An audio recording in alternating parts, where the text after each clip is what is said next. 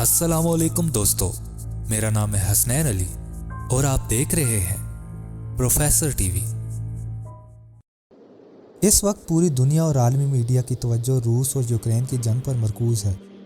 क्योंकि ये सब महज इनकी तफरीह नहीं बल्कि आलमी सतह पर मंडलाने वाला एक ऐसा ख़तरा है जिसकी आग की लपटें पूरी दुनिया को भी अपने अंदर ले सकती हैं। क्योंकि अगर इस जंग की शिद्दत में इजाफा आता है तो वो वक्त दूर नहीं जब तीसरी बड़ी आलमी जंग का आगाज़ हो सकता है। एक ऐसी जंग जो माजी की जंगें जो तोप और बंदूकों से लड़ी गईं, इनके बरक्स एक ऐसी न्यूक्लियर वार होगी जो न्यूक्लियर हथियारों से लड़ी जाएगी, जो इस कदर ख़तरनाक है कि कुछ ही वक्त में पूरे के पूरे शहरों को भी तबाह कर सकते हैं। रूस और यूक्रेन के दरमियान ये तनाज़ा क्या है और उसका आगाज़ कब और क्यों हुआ, और अगर इनके दरमियान इस जंग में शिद्दत आती है तो क्या ये तीसरी आलमी बड़ी जंग होगी? इन सब सवालों का जवाब जानने के लिए हमें माजी में झांकना होगा। 90 की दिहाई में जब सोवियत यूनियन का अरूज डगमगाने लगा तो यूक्रेन जो 100 साल तक इसका हिस्सा रहा, 16 जुलाई 1990 को यूनियन से अलहदगी का ऐलान करने वाला सबसे पहला मुल्क था, और जिसने एक साल बाद 24 अगस्त 1991 को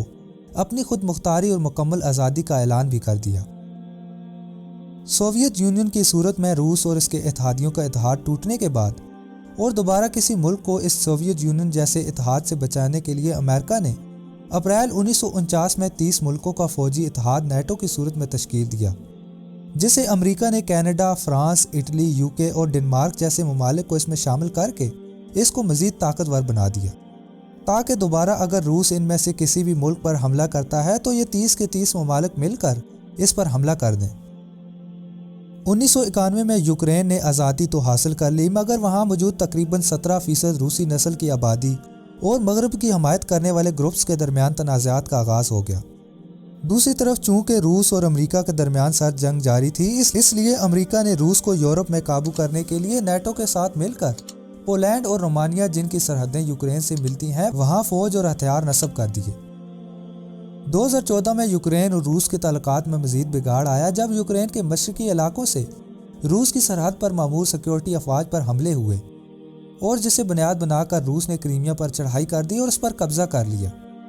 क्रीमिया पर रूस के कंट्रोल हासिल करने के बाद यूक्रेन के अलहदगी पसंद ग्रुपों ने मुल्क के मशरकी हिस्सों में पेशकदमी की और मुल्क में खाना जंगी की सूरत हाल पैदा हो गई। रूस ने इल्ज़ाम आयद किया कि मगरबी ममालिक यानी अमेरिका की मुदाखलत से मुल्क के मशरकी हिस्सों में खून रेजी बढ़ रही है, जबकि अमेरिका ने मौक़िफ़ अख्तियार किया कि रूसी हमायत से शरपसंद अनासर यूक्रेन में बदअमनी फैला रहे हैं। 2015 में फ्रांस के तावन से यूक्रेन के तमाम मुंतशिर ग्रोहों में मुआहदा तो हो गया, लेकिन फिर भी झड़पें जारी रहीं, जो गुज़श्ता साल 2021 में शिद्दत अख्तियार कर गईं। अब जबकि यूक्रेन ने 1949 में बनने वाले 30 ममालिक के फ़ौजी इत्तेहाद में शमूलियत का ऐलान किया है, तो रूस ने इसको अपने लिए ख़तरा और अमेरिका के साथ कशीदगी के बायस इसको रोकने के लिए इस पर हमला कर दिया है। गुज़श्ता रोज़ के दौरान रूसी फ़ौज ने यूक्रेन के बॉर्डर को क्रॉस कर लिया है और यूक्रेन के दारुल हुकूमत पर मुख्तलिफ इलाकों में बाकायदा तौर पर शेलिंग और बमबारी की जा रही है, जिसका सबूत आप इस वक्त अपनी स्क्रीन पर भी देख सकते हैं कि कैसे लाइव टीवी रिपोर्टिंग के दौरान बमबारी की आवाज़ को बाकायदा तौर पर सुना भी जा सकता है। There are big explosions taking place in Kiev right now. रूस अमेरिका और यूक्रेन के इत्तेहाद और यूक्रेन की नेटो में शमूलियत को अपने लिए ख़तरा समझता है, और इसके ख्याल में अमेरिका यूक्रेन को इस्तेमाल करके इसके सामने ला खड़ा करना चाहता है, इस पर हमला करके इस पर काबज़ होना चाहता है। और यूक्रेन अगर फिर भी बाज ना आया तो ऐन मुमकिन है कि रूस इस पर एटमी हमला करके इसको तबाह कर दे, क्योंकि वो इसको अब भी अपने ज़ेरे असर रखना चाहता है। यूक्रेन को बचाने के लिए जवाबी कार्रवाई में नेटो के इत्तेहादी मुल्क रूस पर हमला कर देंगे, और चाहते या ना चाहते हुए भी रूस के इत्तेहादी मुल्क, जिनमें पाकिस्तान और इंडिया भी शामिल हैं, को इस जंग के मैदान में उतरना पड़ेगा। यूं देखते ही देखते अपने इत्तेहादी मुल्क की मदद के लिए दुनिया के तमाम ममालिक ना चाहते हुए भी इस जंग में शामिल होने पर मजबूर हो जाएंगे, और ये सूरत हाल वर्ल्ड वार 3 की सूरत अख्तियार कर जाएगी, जो एक एटमी जंग होगी। गो के मीडिया में इस शिद्दत पसंदी पर बात की जा रही है, मगर ये जंग किस कदर शदीद हो रही है इसका अंदाज़ा आप अपनी स्क्रीन पर चलने वाली इन वीडियोज़ में भी देख सकते हैं कि कैसे सरेआम लोगों की लाशें रोड पर पड़ी हैं, लोगों की जान और माल और इनके अमलाक को नुकसान पहुंचाया जा रहा है। लोग किस कदर खौफ का शिकार है कि मजबूर होकर अपने घरों को छोड़कर मुल्क से निकलने की कोशिशें कर रहे हैं। اس صورتحال کا اندازہ ہونے کے باوجود کہ یہ کس قدر خطرناک ہوگی جو پوری دنیا کو اپنی آگ کے لپٹوں میں لے سکتی ہے اور جس کا شکار دونوں ملکوں کے معصوم شہری بن رہے ہیں، اگر اس صورتحال کو بروقت کنٹرول نہ کیا گیا اور 2015 میں فرانس کی طرح اگر کسی بڑے ملک نے ثالثی کا کردار ادا نہ کیا تو صورتحال بہت بگڑ سکتی ہے۔ مگر یہاں سوال پیدا ہوتا ہے کہ اس صورتحال کو کنٹرول کیسے کیا جا سکتا ہے؟ ایک طریقہ جس کے ذریعے روس کو اس جنگ سے روکا جا سکتا ہے وہ عالمی طور پر اس ملک پر تجارتی پابندیاں لگا کر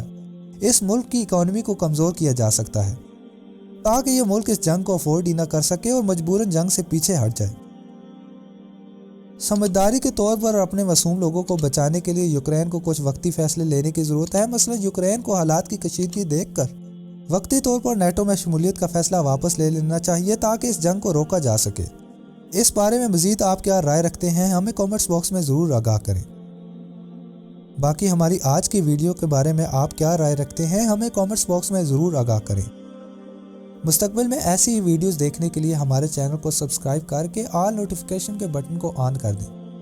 تاکہ مستقبل میں آنے والی ایسی ویڈیوز آپ تک سب سے پہلے پہنچ سکیں۔ اپنا بہت سارا خیال رکھیں، ملتے ہیں اگلی ایک ایسی ہی ویڈیو میں، تب تک کے لیے اللہ نگہبان۔